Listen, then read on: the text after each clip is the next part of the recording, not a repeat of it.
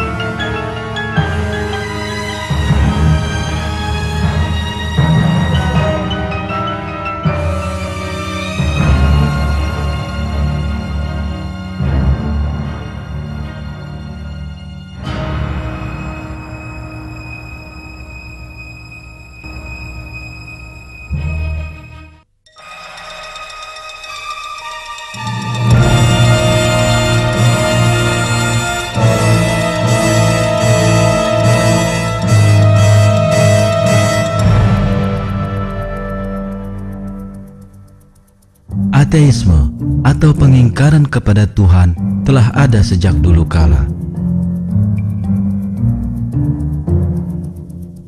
Namun kebangkitan sesungguhnya paham ini dimulai oleh sejumlah pemikir abad ke-18 yang anti agama.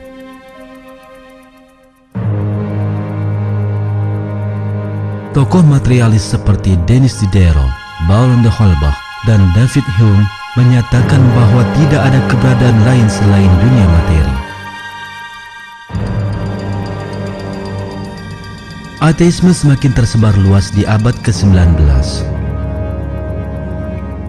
Pemikir seperti Feuerbach, Marx, Engels, Nietzsche, Durkheim, dan Freud menerapkan pemikiran ateisme ke sejumlah bidang ilmu pengetahuan dan filsafat. Dukungan terbesar bagi ateisme datang dari Charles Darwin yang menolak penciptaan dan menggantinya dengan teori evolusi. Darwinisme memberikan penjelasan yang dianggap ilmiah atas pertanyaan yang tak terjawab selama berabad-abad oleh kaum ateis, yakni bagaimana makhluk hidup dan manusia muncul menjadi ada.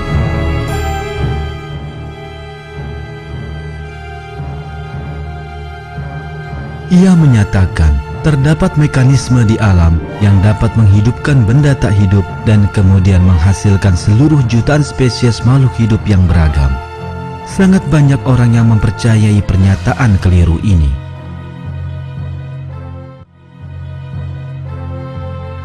Hingga akhir abad ke-19, kaum ateis telah berhasil membangun suatu cara pandang yang mereka yakini dapat menjelaskan segala hal.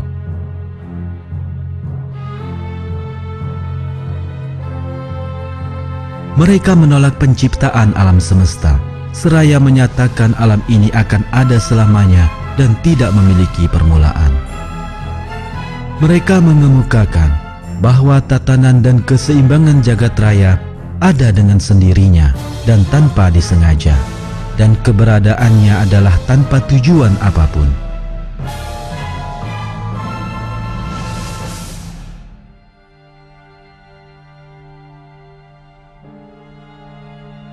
Mereka meyakini bahwa Darwinisme telah menjelaskan asal-usul manusia dan seluruh makhluk hidup.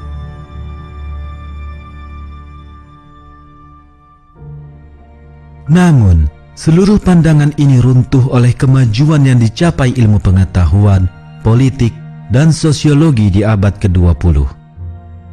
Penemuan di banyak bidang, dari astronomi hingga biologi, dari psikologi hingga etika sosial, secara prinsip telah menjungkir balikan keyakinan yang mendasari ateisme.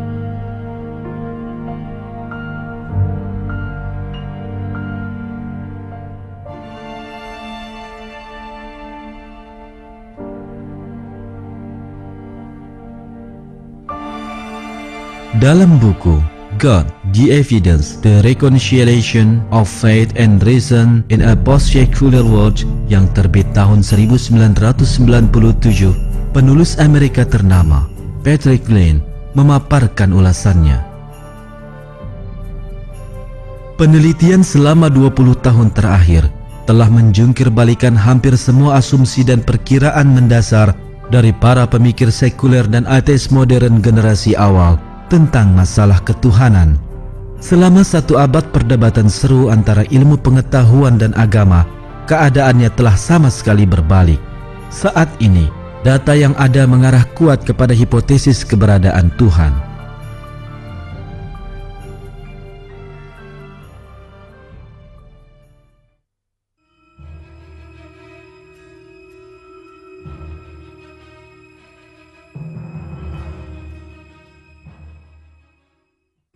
Pukulan pertama terhadap faham ateisme oleh ilmu pengetahuan abad ke-20 terjadi di bidang kosmologi. Keyakinan akan keberadaan jagat raya tanpa permulaan telah runtuh, dan bukti menunjukkan bahwa jagat raya ternyata memiliki permulaan, dengan kata lain telah diciptakan.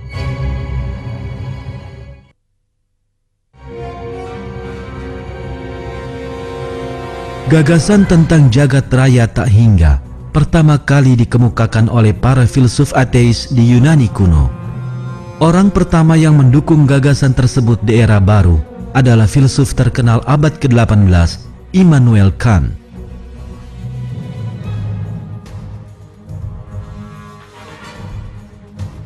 Kant menyatakan bahwa jagat raya telah ada sejak dulu kala, dan segala kemungkinan dapat terjadi dalam rentang masa yang tak terhingga itu. Di abad ke-19, pandangan bahwa jagat raya tidak memiliki permulaan dan tidak ada peristiwa penciptaan mulai diterima luas. Namun, ilmu pengetahuan segera membuktikan bahwa jagat raya memiliki permulaan. Bukti ini datang dari teori Big Bang atau dentuman besar.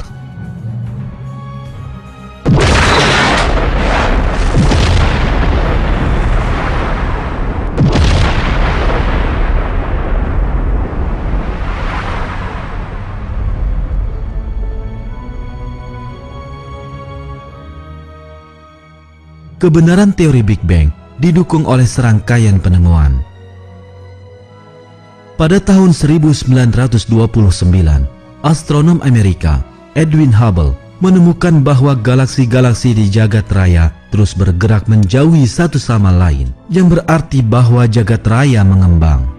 Jika arah perjalanan waktu yang mengiringi pengembangan jagat raya ini dibalik mundur, akan didapati bahwa keseluruhan jagat raya dahulunya berasal dari satu titik tunggal. Para astronom sadar bahwa mereka menghadapi permasalahan metafisika di mana titik tunggal ini memiliki berat tak hingga dan volume nol. Materi dan waktu muncul melalui ledakan titik teramat kecil tersebut. Dengan kata lain, jagat raya diciptakan dari ketiadaan.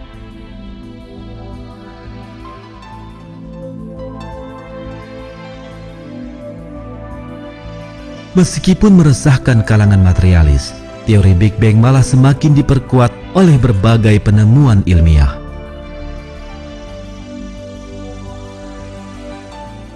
Selama pengamatannya dalam tahun 1960-an, dua ilmuwan, Arno Penzias dan Robert Wilson, menemukan sisa radioaktif yang ditinggalkan oleh ledakan tersebut. Hal ini dikukuhkan dalam tahun 1990-an dengan penemuan tingkat radiasi yang berhasil direkam oleh satelit Cosmic Background Explorer atau COBE.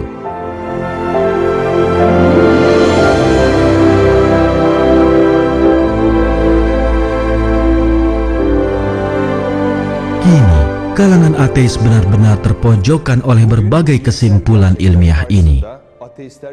Satu contoh reaksi ateis terhadap teori Big Bang muncul dalam sebuah tulisan tahun 1989 oleh John Maddox, editor majalah Nature, salah satu majalah ilmiah materialis terkenal.